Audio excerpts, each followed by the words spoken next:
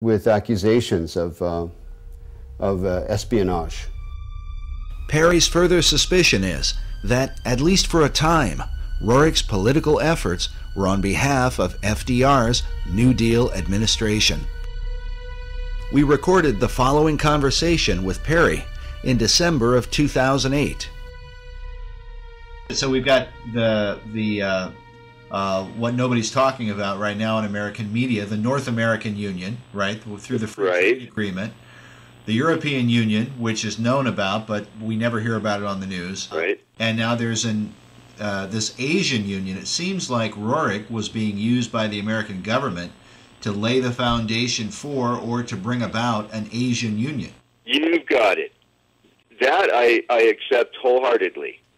And I think it when you read it, the details, factual details, it's inescapable that America saw in Rorick the capability of creating this great Asian Union. And he was supported by American intelligence. Rorick was supported when he was trying to bring together that great new nation. Who was he reporting to? He was reporting to the American consulates in China. The official story seems to be that once Rorick was accused of being a spy, he fell out of favor with his two greatest supporters, Henry Wallace and Louis Horch. But what about Rorick's so-called Stone of Destiny, this holy grail that he claimed was in his possession, supposedly buried inside the cornerstone of the Master Building? Whether the stone or some part of it is there or not, Buff Perry has come to the conclusion that Rorick's artifact was a cunningly devised fable. Just for our audience, you don't buy into the idea of the mystical, magical nature of this stone. Absolutely not. And you think it was a showpiece fabricated by the Roricks, really to beguile guys like Henry Wallace, it seems like. Yes. I do. I do. When we first interviewed Buff several years ago, he seemed to have the impression that the Stone of Destiny was the same stone that Rorick had in his possession. Today, he believes they are not at all the same thing, and that perhaps this is what caused Wallace to become disillusioned with his guru. I think Wallace felt perhaps deceived when he's anticipating the arrival of what he called the Stone of Destiny in correspondence, and then ends up with, nothing in effect. Nevertheless, Perry still believes that Jacob's Pillow Stone, which is said to be the real Stone of Destiny, was brought to America by the Jacobites and may have been recovered by the French-Canadian explorer La Vérendrye in the 1700s. The La Vérendrye stone is, clearly has some association with the Stone of Destiny. But the whereabouts of the stone today are still unknown. As a Jewish researcher, the real stone holds special significance for Buff Perry. According to the Jewish belief, the Pillow Stone of Jacob is one of the original artifacts that was kept in King Solomon's temple in Jerusalem. The stone, variously called the Stone of Destiny, Foundation Stone, Pillow Stone of Jacob, and other titles, is expected and is necessary to be in Jerusalem for the final construction of the final temple. The Jews believe that that temple, and not all Jews, but most of the Jews today, active in rabbinical orders that are preparing to, conduct all the rituals in the final temple as we speak, believe that all articles that were in Solomon's temple have to be returned if they're known to exist. If they're not known to exist, then it's a different matter. But all those that are known to exist must be returned and would then go into use again in the final temple. Buff believes that Nicholas and Helena Rorick aligned their Chintamani stone with the Stone of Destiny in order to sensationalize their own cause. But others continue to believe that Rorik's stone was from the stars and had real power. The Roriks themselves were known for tapping into the supernatural realm. The Roriks were particularly eccentric. Helena Rorik spent much of her lifetime channeling a spirit that called itself Master Mariah, the same spirit that inspired Madame Blavatsky to declare that Lucifer was God.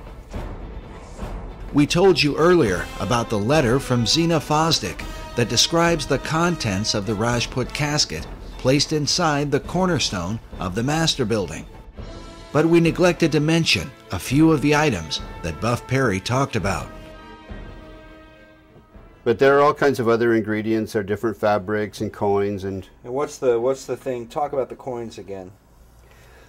well, these are in some cases coins that materialized out of what would be considered occultation, out of the other world, in different meetings and sessions that were held by the Roriks.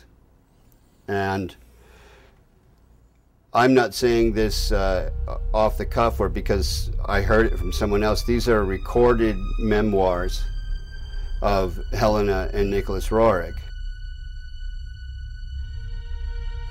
And of course, many of the people who are into the New Age are into astral projection and in contact with these spirit beings. And there really are spirit beings out there. They refer to them as the Masters of Wisdom, or the Great White Brotherhood, or the Enlightened Ones. And they believe that they are guiding society. These are actually demonic forces and demonic beings. And of course, they can materialize and disappear. The average individual says, oh, that can't be true. And yet it is true. And when you talk to the people who are dealing with this, they come in contact with this many times. They have accessed this other dimension, which is truly a demonic dimension. And of course, tragically, it's becoming increasingly apparent here in America as we turn our back on God, and we're not really a secular society. We've gone from being a Christian society to a secular society, and now a society dominated by the occult forces, of which are intent upon ruling the world. If it's true that the Roriks were in contact with the spirit realm, is it then possible that these same powers could have somehow influenced the design of the dollar bill?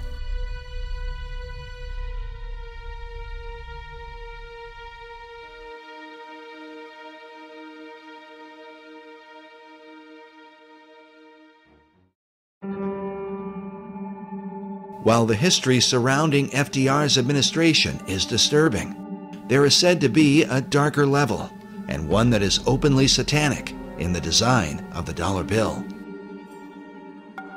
These allegations begin with a group founded in Bavaria in 1776, known as the Illuminati. The order was founded by a man named Adam Weishaupt, with the alleged purpose of perfecting society. The symbolism of the dollar bill, Adam Weishaupt, do you really think it has anything to do with the Illuminati, in your opinion? Is the Illuminati to be defined as Freemasons and Rosicrucians and other secret society members? If that's the case, then yes, I believe the symbol on the dollar bill, the truncated pyramid, is directly related to the Illuminati, because Rorik was the Illuminati. In the 18th century, the original order was thought to have a bloodthirsty agenda, and it was believed that they secretly worshiped Lucifer.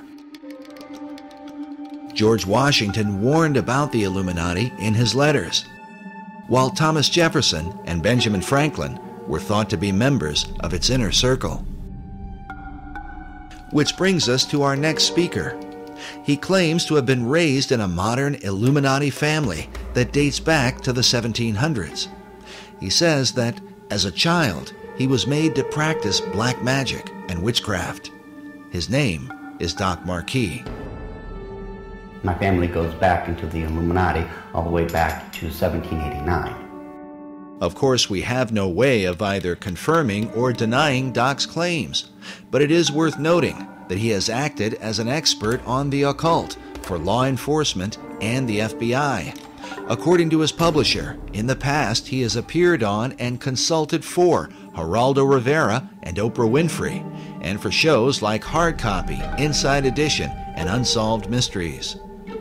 Doc has been a Christian since 1979, but he says that part of his upbringing in a family that worshiped Lucifer was to be taught about the secret Illuminati symbols of the dollar bill, and that understanding them begins with the Rothschild dynasty. Mayer Amschel Rothschild had made a very interesting and profound statement. He said, "Allow me to control and issue the money of a nation, and I care not who writes its laws." And he was right. Mayer Amschel Rothschild is called the founding father of international finance. In 2005, Forbes magazine ranked him 7th on their list of the 20 most influential businessmen of all time. All this happened back in 1776, and this was during May 1st and shortly thereafter.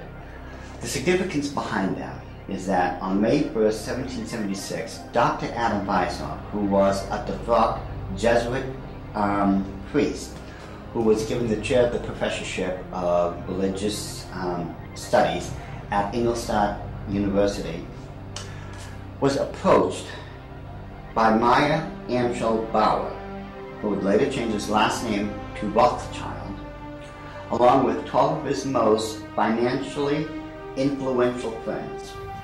They knew Weishaupt at that particular time was not only a genius when it came to the occult world, but Weishaupt also had an axe to grind, because it was the Catholic Church that just recently defrocked him.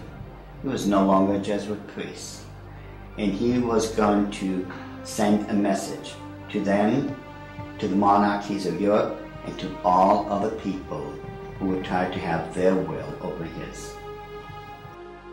What Rothschild and Weishaupt came up with was a plan to destroy the old world system of government through monarchies and the church, and to set up a new world order in its place. This is said to be the great plan of all the secret societies. So what happened? Mayer Amschel Bauer approached Weishaupt and basically told him, "We know you've got the occult knowledge and genius to put it all together. We've got the money. You do it, we'll back it." Just to paraphrase what really happened. So in 1773, Weishaupt started creating what had never been created before. The idea of Illuminism had always been around, ever since the days of Babylon, with the co-founders of being that Nimrod and Semiramis. But no one had ever been able to actualize it. However, May 1st, 1776, the Order of the Illuminati had become a reality under the auspices of Dr. Adam Weishaupt. Now, like other nations, orders, countries and such, they have their two great seals. The Order of the Illuminati does.